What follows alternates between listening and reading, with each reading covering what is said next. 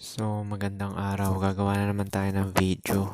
Itong video na to is about sa maagang wall sa lalaki at babae. Di ba nabanggit ko na to dati sa past videos ko? Na ang wall sa lalaki na normie is 25.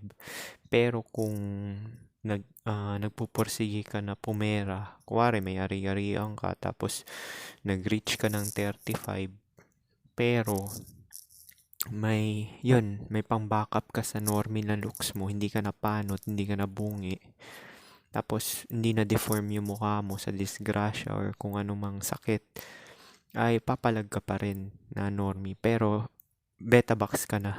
Parang for security ka na lang. Usually sa age pill na lalaki ganun eh. Kaya naman pinapatulan ng babae yung mga matatandang lalaki for security reason na lang.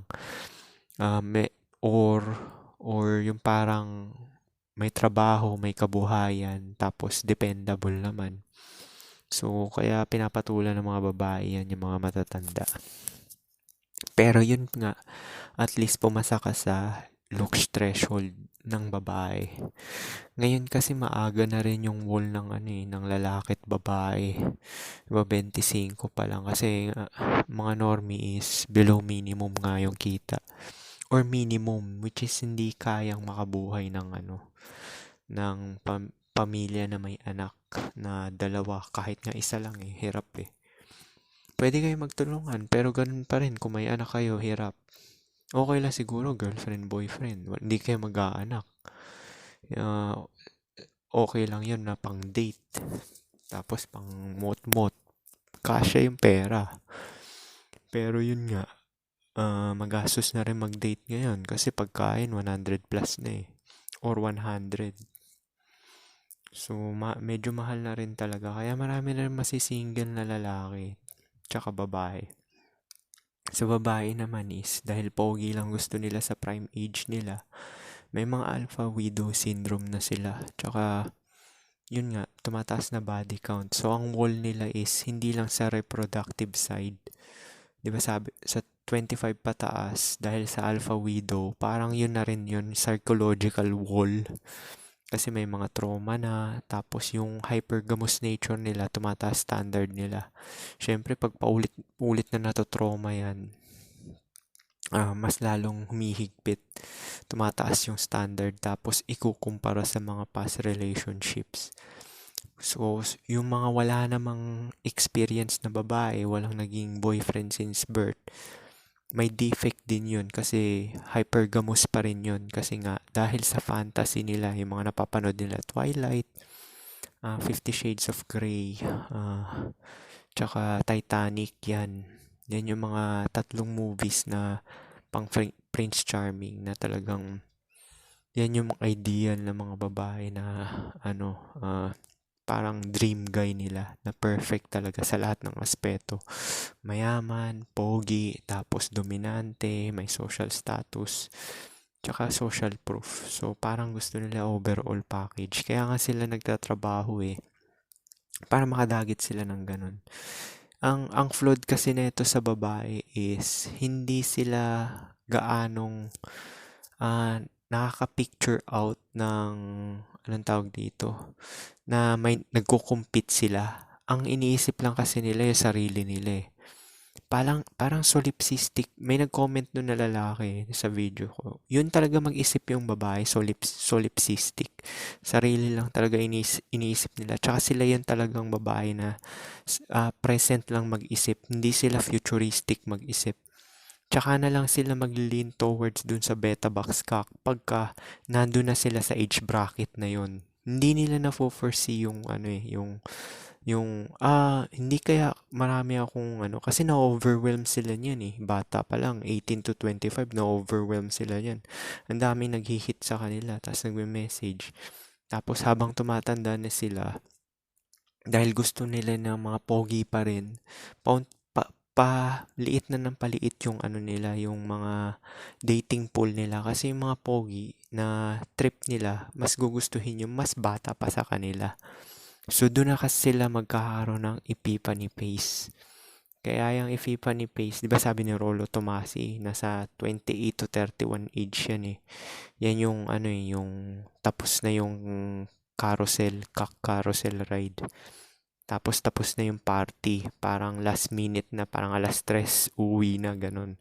So gusto nila makadagit pa ng beta box at that age group. Which is mahirap mangyari para sa kanila kasi at that time, yung mga lalaki na trip nilang dagitin na beta box, usually yung beta box na yan, heteronormy yan or normie pa rin. Mas pipiliin yan yung mas bata pa sa kanila. Kahit na hindi na gano'ng kagandahan, basta bata. Yun talaga yung currency ng babae, youthfulness eh. Ewan ko may something sa youthfulness kasi pag youth pa yung babae, parang hindi pa sila mataba, tapos yung skin nila, ano pa, maganda pa, tapos marami pa silang energy. So pagka 30 ka na na lalaki, 33, tapos pinatulan mo yung kaedad mo, parang tamad na yan, tapos wala na ganong effort. So yung effort mo, hindi nasusuklian ng similar effort.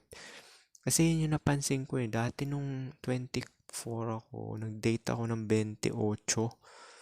Parang, parang super makasarili nila. Basta pagka nagka-FIFA ni Pace na talaga yung babae, mas super makasarili sila. Tapos iniintindi na lang talaga nila yung ano nila, security. So parang lalaki rin yan, di ba yung mga matatandang lalaki, mga 30 pataas. Ayaw na magsayang ng oras yung mga mind games ng ano. Kaya naman napupursi ng babae na mature mag-isip yung lalaki kasi napagdaanan na niya yan. Ayaw na niya yung mga mind games. Ganon din naman sa babae pag nagka-ipipa ni Pace na sila. Ayaw na nila yung mga fuckboy, yung mga bad boy. Yung mga good-looking na lalaki na maraming options. Hindi naman talaga sila bad boy. Na labelan lang sila na bad boy ng babae rin. Kasi babae na may mili. So sila rin naman nagle-label na nagka-categorize kasi yung babae. Itong lalaki na to, dahil ganito yung tsura niya, treatment ko sa kanya, friendzone lang to. Pangit eh. Or below average. Ito, normie, pwede ko to gamitin pang date sa labas, gala-gala, ganyan. Ito, pogi to. Naku, hindi ko papalagpasin to. Unang date pa lang, magpapatira na ako. Kinakategorize nila yan, promise. Kahit na matanda na yung babae, nakikipag one night stand pa rin sila. Depende talaga sa itsura. Kasi meron akong kapitbahay, 50 na yung babae. Tapos yung kapitbahay ko na isa, dahil pre-selected nga, dahil may asawa, tapos may buhok pa rin siya, tapos okay pa na may itsura niya. Dad bod na nga lang siya dahil 60 na siya eh. Naipag one night stand pa rin yung babae na yun, yung 50 years old dun sa 60 years old na may asawa na. So, yung looks talaga is hindi talaga hindi talaga, dyan talaga nakabase yung treatment talaga. Tinanong ko nga rin yung nanay ko eh, bakit hindi mo pinili yung doktor? Kasi dalawa raw nanligaw sa kanya eh. Pinili niya yung tatay ko na 5'10". Sabi niya matangkad kasi yung tatay mo eh. Kaya so hindi ba parte ng looks yung height? Parte din ng looks yan, di ba? So kaya yun yung napili ng nanay ko kasi 5'10" yung tatay ko eh. Yung doktor, maliit. Yung generation nila, kasi 68, 67 na yung nanay ko. So, sa generation nila is, pumatong ka sa 5'7 o to 5'9, matangkad na yan. Matangkad na yan sa generation dati. So, yun yung ngayon kasi Gen Z, small na yan eh. 5'7 ka, yan yung minimum threshold. Sa West is average height is 5'9. Dito sa New Zealand tsaka America 5'9. Basta Western country 5'9. Karamihan ng mga tao 5'9. Yan yung mga makikita mo sa lipunan, magkakasing height sila. So, yan yung kaya itong channel na to, minumulat talaga yung mata nyo about sa looks. Kasi yung treatment talaga yung basihan ko dito eh. Wala naman akong pakialam kung magka-girlfriend ka dyan or na ang tinitingnan ko kasi is yung treatment base sa looks mo. Which is, yun talaga nangyayari. Oo, marami mga tao dyan na nagsasabi, o bakit ganito siya, pangit, nagkaroon ng girlfriend na maganda. O bakit si ganito, si Normie, ganito, nagka-girlfriend na maganda. Pero yung treatment, kasi nararanasan ko rin yan, promise.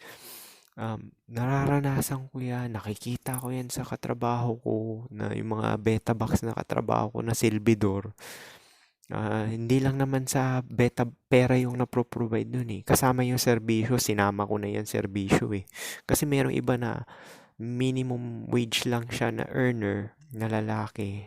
So, dalawa sila magtatrabaho ng babae, di ba? Pero, yung lalaki na yun, siya nagluluto sa bahay. Siya yung silbidor. Siya naglilinis, nagmamap ng floor, nagba-vacuum ng floor. Yan yung hindi nakikita ng mga taong nagsasabi ng ganyan. Kasi ako, na hindi naman ako usisero nagtatanong, may iba tinatanong ko. Pero usually, nag-uusap sila kasi nga napapaligiran ako ng babae. So naririnig ko yan sa usapan nila sa background. Kuwari, observant kasi ako na tao eh. Kuwari, break namin. Tapos may mga nakasabay ako, grupo-grupo sila babae, may mga asawa, may anak. Naririnig ko yan. Tapos pinopost din nila sa Facebook ko yan, nakikita ko yan sa Facebook feeds. Binibidyohan pa nila yung asawa nila nagluluto na So, yan talaga. Obvious na obvious talaga yan. Kaya kung kayong mga nagsasabi dito, hindi naman basehan yung looks na wala namang yan.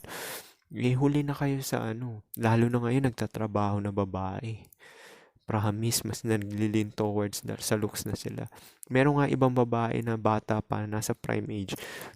Willing sila makipag-share dun sa may itsura na matanda na. Basta ayaw lang nila mapunta talaga sa pangit kasi nga walang genuine desire, walang kilig factor eh. Kaya totoo tong mga ang tawag kasi dyan, nag-comment kasi ako sa Red Pill page, sabi churi lang daw yun. Hindi churi yan, genetic determination. Ang tawag dyan is natural mate selection ng babae. Natural mate selection. Ang natural mate selection is alpha seed, alpha fox, yun lang. And yung social construct mate selection is base sa survival, which is tradition. Yun yung beta box. Yun yung pang long term. Oo, may respect pa rin yan, pero meron siyang limit. Hindi kagaya nung genuine desire na kahit tirahin mo yung babae everyday, papayag yan kasi genuine desire eh. Yung may limit. Ibig sabihin, kailangan may provide ka, either silbidor ka or nagbibigay ka ng pera or yan, lahat ng mga na-provide mo kung normie ka.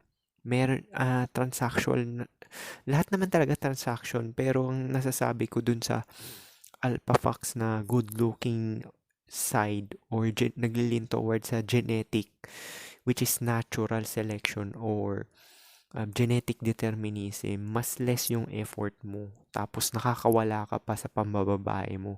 Kaya nga merong mga babae na alam nila na merong asawa yung lalaki na good looking na yon, gusto pa nilang sulutin.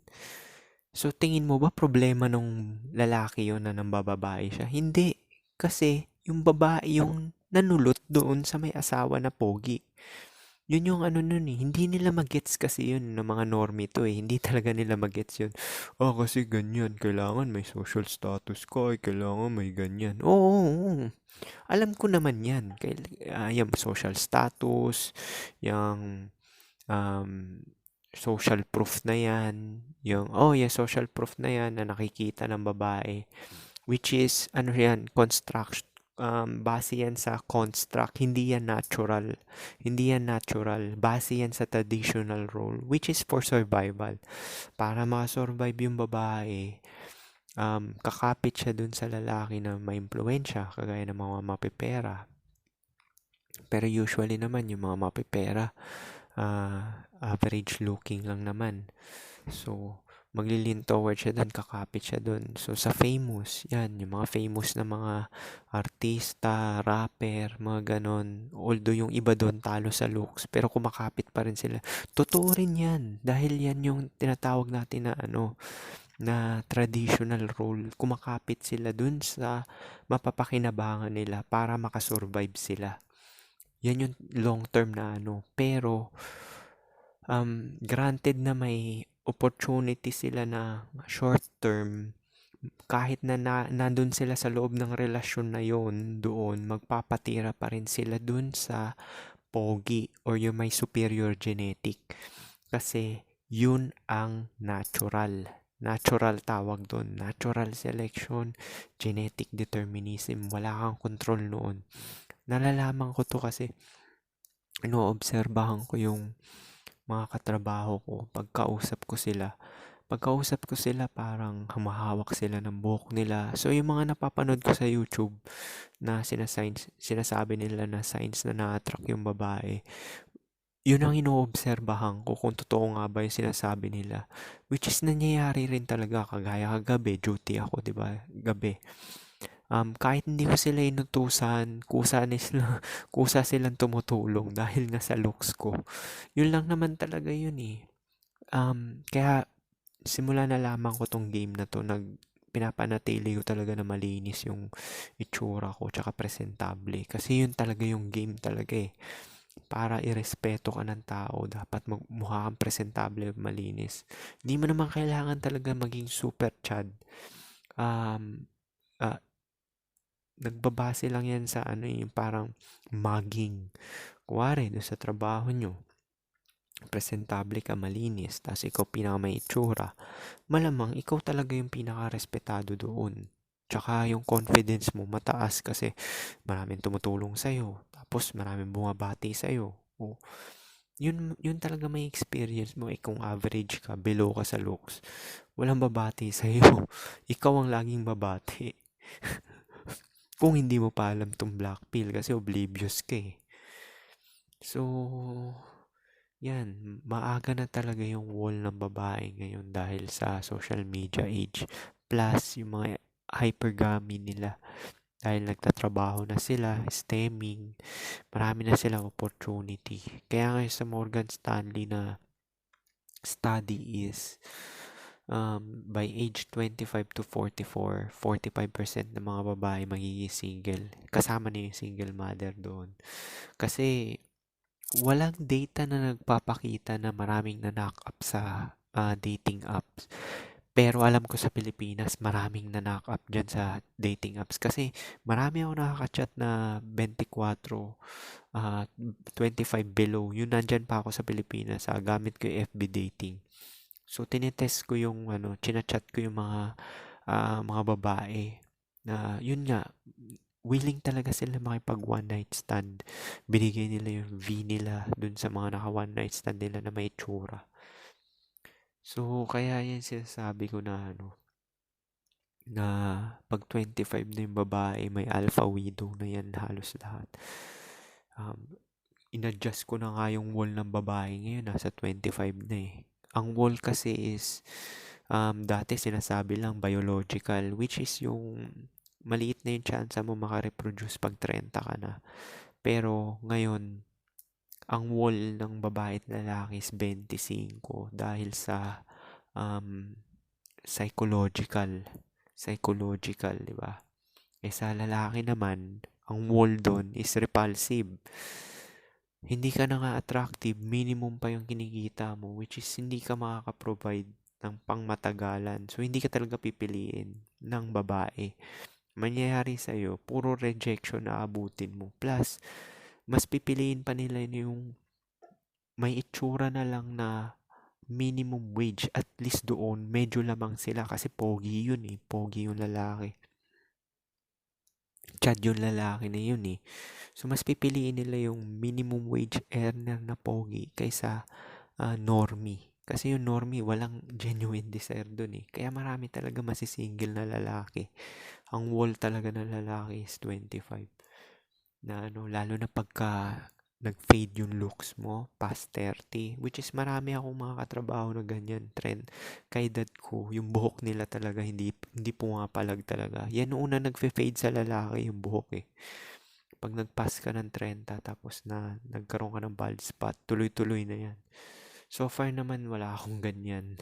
Although yung hairline ko sa may kanan, hindi maganda kasi nga dahil sa symmetry ng face ko. Kasi malalaman mo yan eh. Titingnan mo yung tatay mo, tsaka lolo mo. Yung tatay ko is napanot siya, mga 60 na siya eh. So medyo late na rin. So yun yung expected ko sa akin, mga 60 na rin ako. Kasi yun yung sa tatay ko eh. Sa mother side ko naman, 80 na yung lolo ko, hindi pa siya napanot. Actually, yung lolo ko, 80 na yun. Kasi kapareho ko namatay yun eh, na parang pag tumawa, may spark yung mata na maliit. Yun nawawala yung mata. Pareho kami maganda mata nun ng lolo ko. 80 yun, nakabuntis pa nga ng below 20 yun eh. So may legitimate ako na kapatid, babae.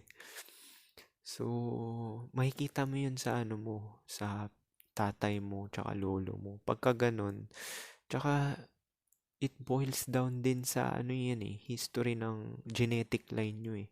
Kuwari, yung tatay mo, babaero, o lolo mo, babaero rin. O malamang, ibig sabihin, nasa genetic line nyo talaga yun na may tsura kayo na ano. So, paano? Yun lang siguro. Peace.